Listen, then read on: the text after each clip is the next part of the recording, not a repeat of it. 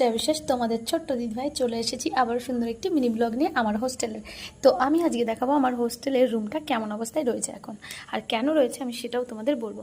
তো চলো ফার্স্ট তোমাদের এখান থেকেই শুরু করা যাক। এই যে দেখতেই পাচ্ছ রুমের কি অবস্থা, মানে এখানে ওখানে জামা কাপড়, এই যে খাট পরপর, মানে এটা হয়েছে আমার রুমমেট চলে গেছে, যে রুমমেটের সেমিস্টার শেষ হয়ে গেছে তো ও বেরিয়ে গেছে, আর যে কারণে আমার ঘর এত এলোমেলো। মানে ওই খাটটা জাস্ট আমি আজকে এখান থেকে ওই সাইডে শিফট করেছি, এটাও একটু লম্বা করে দিয়েছি, এরও ছিল, বাট এখন আমার এটা ঠিক করতে হবে, মানে রুমটা একটা সিস্টেমে আনতে হবে।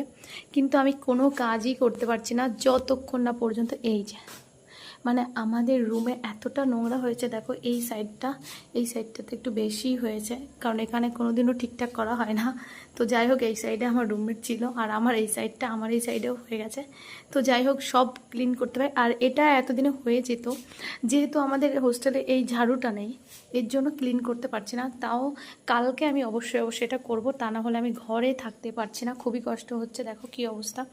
আর আমার জামাকাপড় এই যে দেখতে পাচ্ছ, এখানে এক গাদা জামাকাপড় রয়েছে, এগুলো সব কেচে দিয়েছিলাম।